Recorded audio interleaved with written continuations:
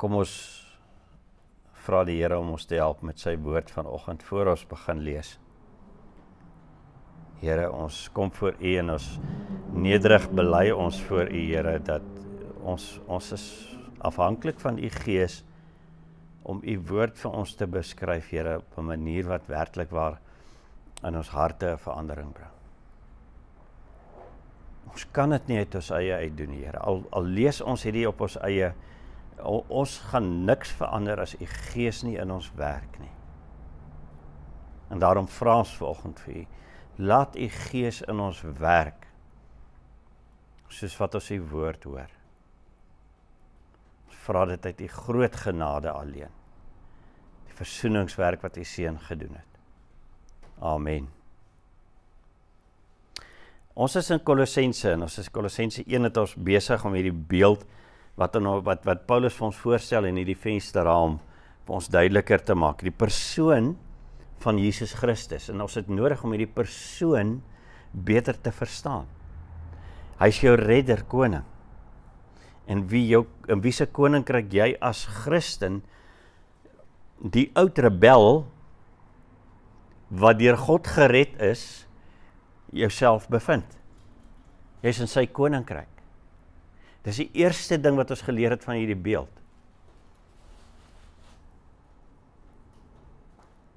En ons het hoekom vrae gevra. Ons het gevra, hoekom dan nou Jesus, en hoekom net Jesus? Want dis wat ons die vorige keer geleer het uit die voortreffelikheid van Christus, as hy die heelal skep, en hy neem beheer oor alles, en hy herstel alles. Hierdie hoekom vraag is baie belangrik. Want die antwoord wat ons in ons koppe het, en in ons harte het, en ons oortuiging van Christus het, bepaal hoe jy fokus, en of die goed rondom jou aandag gaan aftrek van Christus af.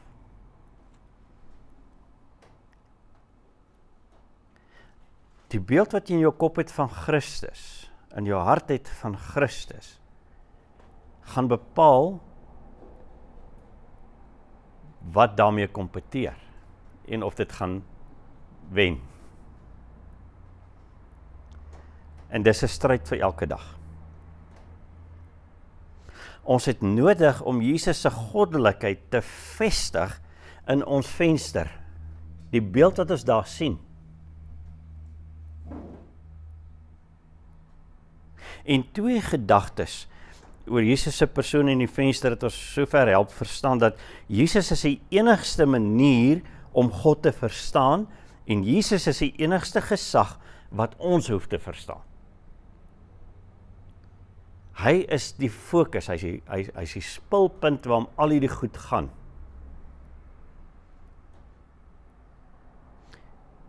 Maar nou raak die beeld nog meer persoonlik vir ons as Christene. Hoe raak Jesus se beeld ons as sy eie gemeenskap, as sy eie kinders, as sy familie, as die wat hy gered het, sy koninkryk se eiendom? Hoe raak dit ons? Want ons het dit in die heelal konteks gesien, maar kom ons kom na die persoonlike toe, hier by ons, in die kerk.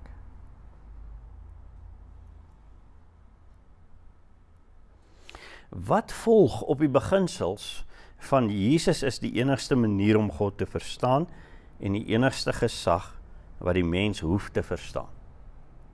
Wat volg op dit? Kom ons lees Kolossense 1, vers 18 tot 20.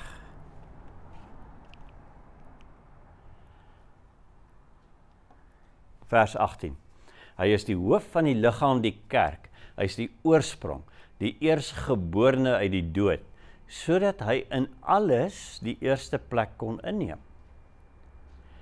Want God het goed gevind om die hele volheid in hom te laat woon. En deur hom alles, ja, alles op die aarde en in die hemel, met homself te versoen, deurdat hy vrede gebring het deur sy bloed aan die kruis. Ek wil vir jou vers 19 in my direkte vertaling lees, want dit het God behaag om met sy volle wese in hom te woon, in Jesus te woon. En dan deur hom alles met hom te versoen, deur vrede te bring deur sy bloed aan die kruis.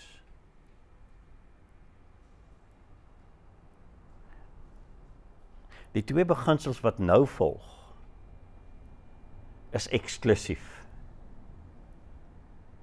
Dis vir die Christen.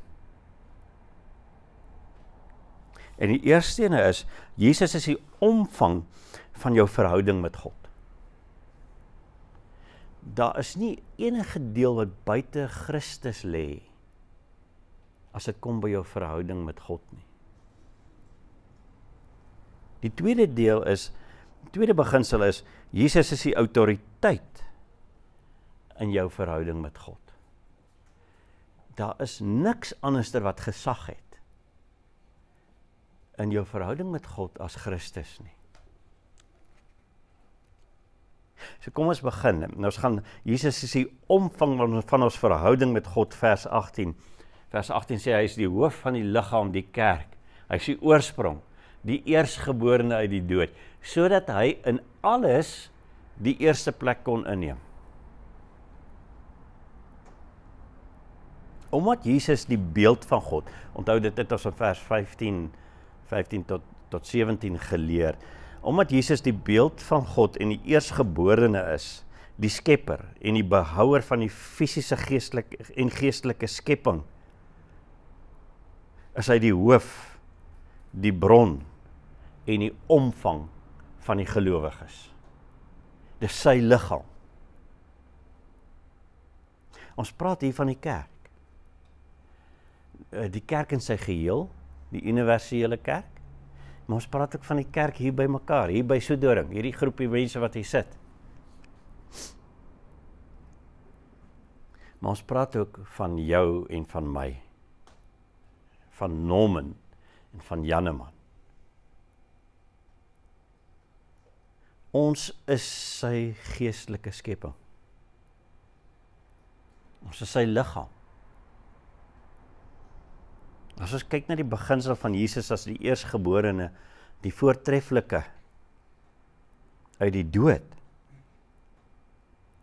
want dis wat daar staan, vers 18, die eerstgeborene uit die dood uit, dan word die Christen opgevang en die gemeenskap van Christene word opgevang in die opgestaande, lewende liggaam, die verheerlikte liggaam van Christus.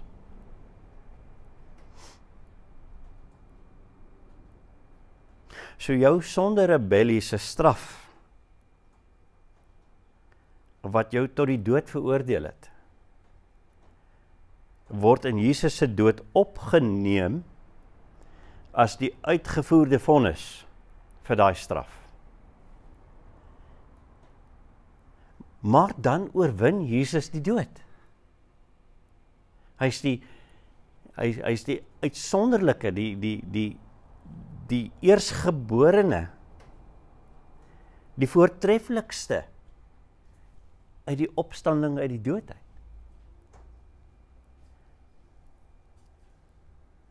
En hierdie volstrekte vonnis word met sy heilige lewe vervang en hy staan van self letterlik uit die dood uit op. En jy word in daardie liggaam opgeneem.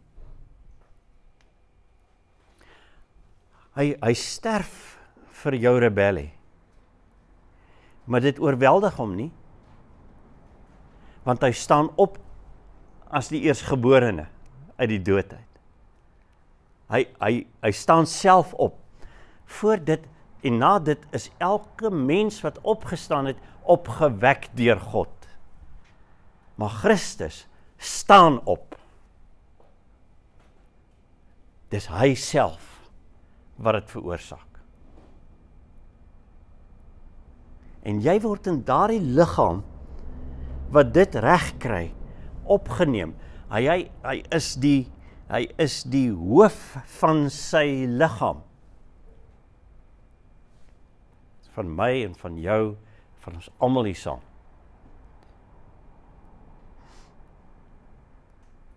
Hy is nou deel van sy verheerlikte goddelike liggaam, en dit is nie net 'n beeld nie. Dis nie net is 'n idee wat ons het en ons het dit nou maar daar neergeskryf. Dis realiteit. Dis 'n werklikheid. Die Heilige Gees is in elkeen van ons. En so word ons opgeneem in die liggaam van Christus, die lewende liggaam van Christus. Ons sien dus hier 'n tipe herhaling van vers 15 se skepping. Oftewel 'n herskepping wat hier plaasvind, eers in die gees en dan fisies.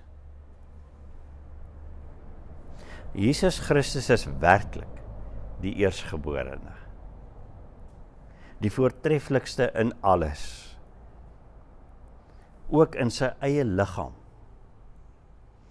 die van die Christen. So ons hoof en bron van ware lewe, ons geestelike herskepper, Jesus Christus, is in die hemel as die voortreffelike regeerder, en ons is deel daarvan.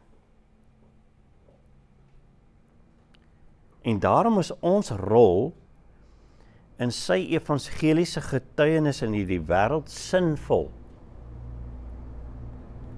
want ons is deel gemaak daarvan. En daarom laat ons net deur sy evangelie lei. Dis ons enigste raamwerk wat ons het in 'n verhouding met God. Want dis waar ons lewend is. As ons wegbeweeg daarvan af, as ons uit hierdie liggaam uit beweeg as Christene en iets anders wil wees, wil doen, wil leef, dan doen ons iets wat dood is vir God.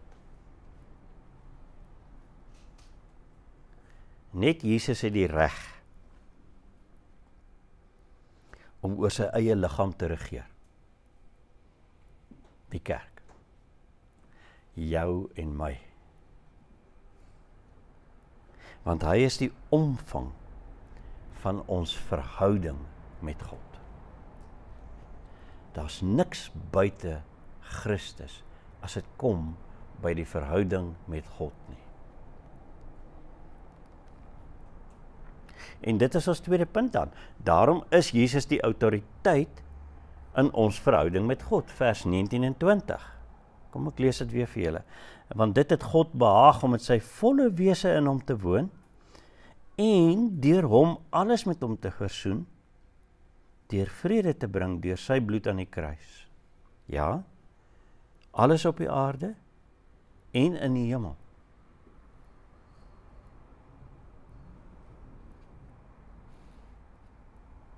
Jesus neem die leidende rol, die eerste plek. Hy neem dit in soos ons dit nou beskryf het. Eerstens, omdat God hom verkies, omdat God verkies om voluit in Jesus te woon. Dis wat vers 19 sê, want dit het God behaag. God het dit goed gevind om met sy hele volle wese in hom te woon.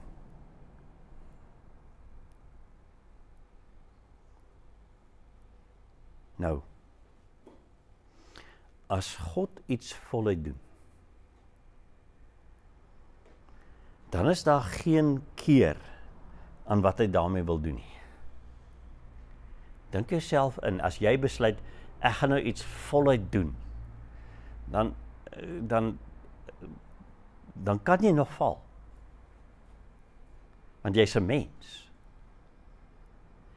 Maar as God besluit om met sy volheid, sy volle wese in Jesus te woon, dan gaan niks omkeer nie.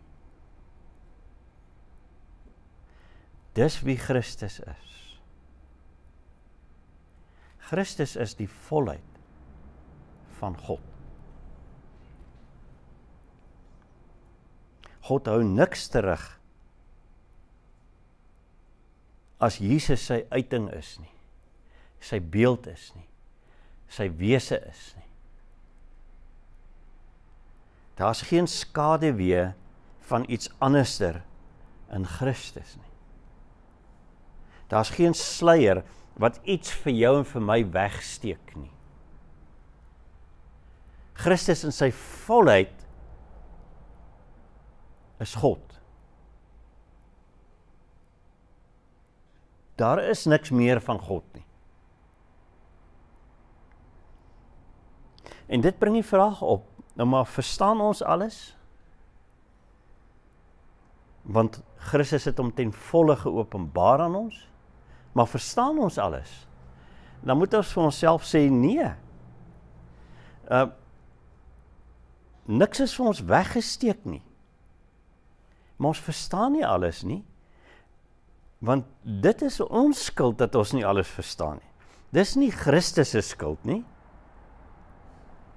Dit is ons sonde wat daartoe gelei het dat ons so vervalle is dat ons nie eers meer kan verstaan nie. En hierdie moet stap vir stap in ons herstel word. Jy is so ver verwyder van God om te kan verstaan. Maar God het nie opgegee nie. Hy het nie gesê, ag, kom ons los maar nie. En daarom tree Jesus op.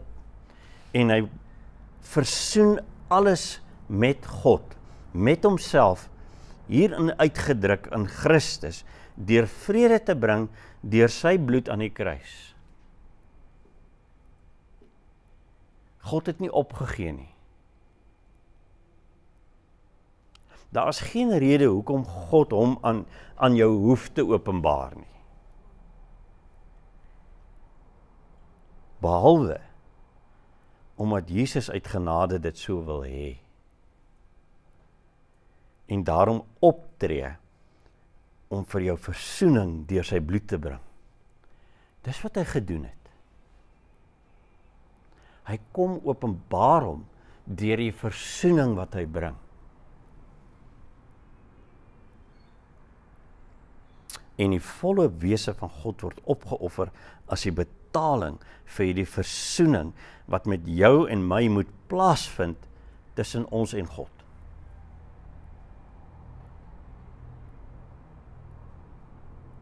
Nou, jou naam en my naam in hierdie stuk word nie eers genoem nie. Die mens word nie eers hier genoem nie in hierdie proses nie.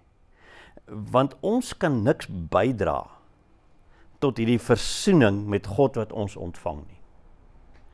Dit is God se bydra, ten volle.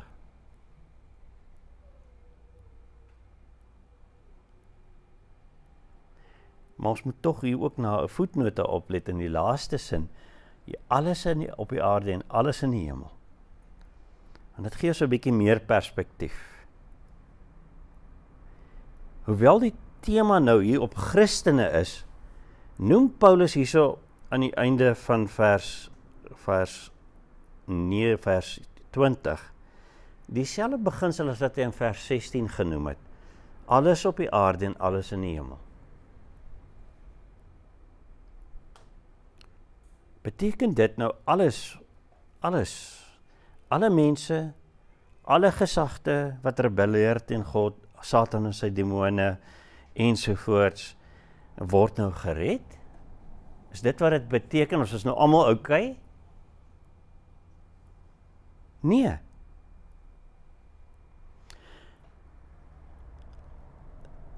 Christus se gesag neem oor.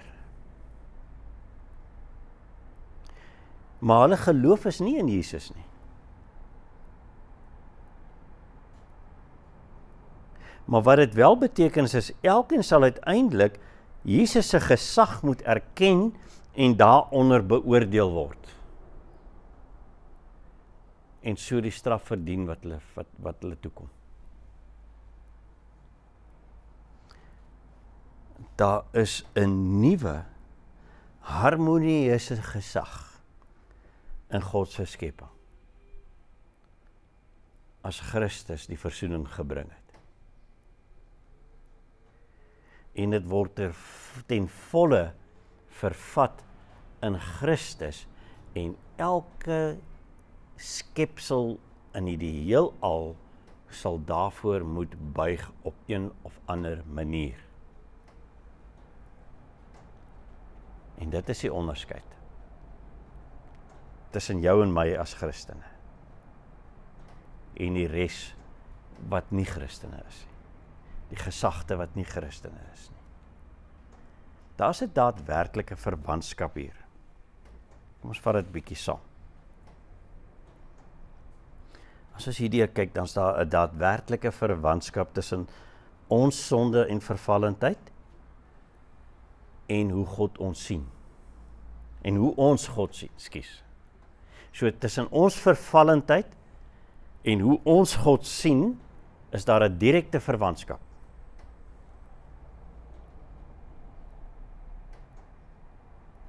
Dit het 'n effek op ons uitkyk. En dit vat tyd en daadwerklike onderwerping aan Jesus se gesag. Jy onderwerp jou doelbewus aan hom deur belydenis van dit wat jy aan ongehoorsaam is en jou gehoorsaamheid om te groei in ons verstaan en ervaring van hom. Ons moet dit verstaan vandag. Dis 'n proses. Vir ons as Christene is dit ons begeerte om in hierdie wysheid en genade van God om dit te verstaan en daarin te groei, en dit bring ons in 'n versoeking, en hierdie begeerte het vir ons op die kantlyn nog 'n versoeking, want ons is nog nie in die volle vorm nie. Dit bring 'n versoeking om maniere te vind wat buite die evangelie lê, hoe ons God wil najag.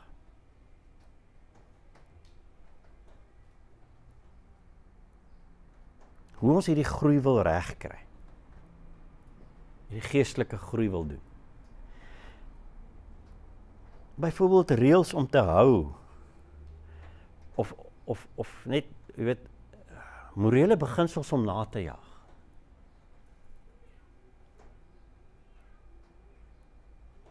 Of om vlakke van geloof te bereik. Om geestesmysteries na te jaag en te vind en nuwe kennis en nuwe insig en nuwe jy moet dit hier uitkrap. Buite Christus moet jy gaan soek. Byvoorbeeld, jy ervaar druk in jou lewe as gevolg van sonde in jou lewe en dit voel vir jou, jy kry nie beheer daaroor nie. En nou die advies wat aan jou gegee word is, en aan die Kolossense kerk gegee is bid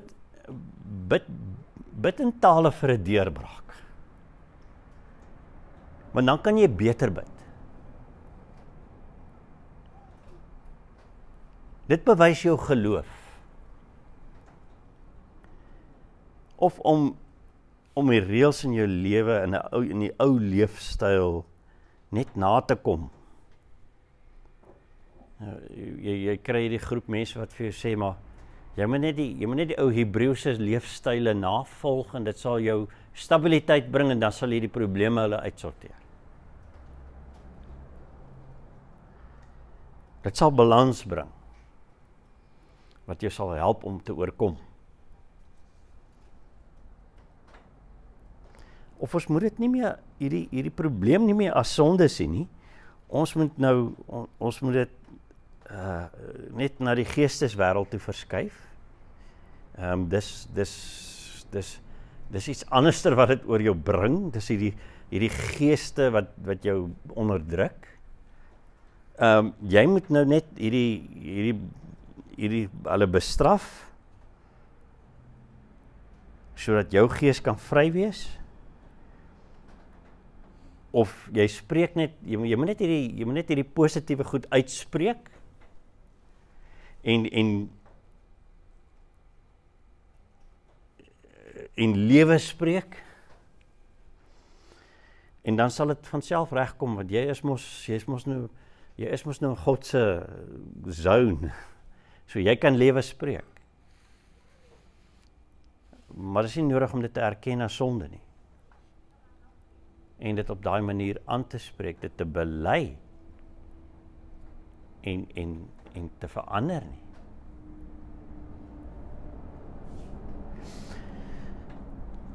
En so verloor ons perspektief oor wat met ons gebeur het, in die eerste plek. Jou oog het van Christus al weggedwaal.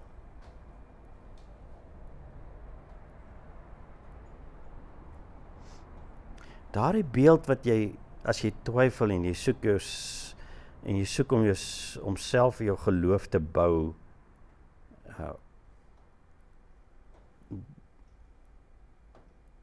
jy verloor daai beeld wat jou herinner aan jou opgevangde posisie in die opgestaande, verheerlikte liggaam van Jesus Christus. Jy's daar.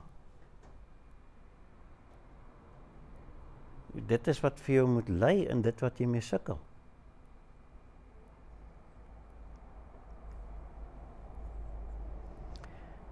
Jy het volkome verlossing en herstel in Jesus Christus. En dit beteken jy het 'n versekerde posisie. Want jou verlosser is aktief besig om in jou lewe, hy is aktief besig in jou lewe om jou te verander deur juis jou twyfels en jou sukkels te gebruik om hom meer aan jou te verduidelik, om sy beeld meer in jou na vore te bring, mits jy oplet en na hom kyk. En nie na die ander goeters hier om die pad kyk nie. As jy oplet en deur die evangelie alleen na jou probleem kyk, deur Christus alleen na jou probleem kyk, dan kan jy regtig waar sien wat jy nodig het om te bely. Dit raak duidelik. Die ander goeders hier op die kantlyn begin in die vaagte verdwyn. En jy sien die versoening wat jy vind in Christus rondom jou probleem. Hoe sy volheid van God jou heenwys in 'n nederige afhanklikheid van hom, om verlos te word van jou sonde. Daai spesifieke een ook.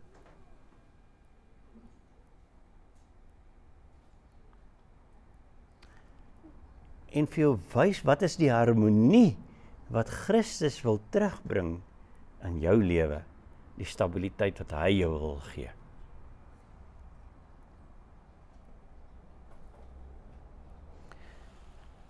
Dit is nie dit wat rondom jou is, wat jy van na buitekant toe probeer beheer, wat verlossing bring nie. Hierdie goeders wat jy probeer gryp, om jouself mee te stabiliseer. Dis nie wat verlossing bring nie, dis nie wat die stabiliteit bring nie, dis nie wat die versoening bring nie. Maar dis wat jy toelaat, om jou van binne te oortuig, dat jy stabiel kan wees in Christus, jy kan staan in Christus, sy versoening is voldoende. Daar's 'n deurlopende aktiewe versoeningsproses in jou aan die gang, en die bron daarvan is net Jesus. Niks anders nie. Niks wat jy kan doen nie. Jy kan net bely en volg. Laat Jesus alleen, die een wat in jou is, die een in wie se liggaam jy is, God se volle hart en wese aan jou openbaar, want hy het alleen reg tot jou. Jy syne. Hy neem dit ernstig op. Kom ons bid saam.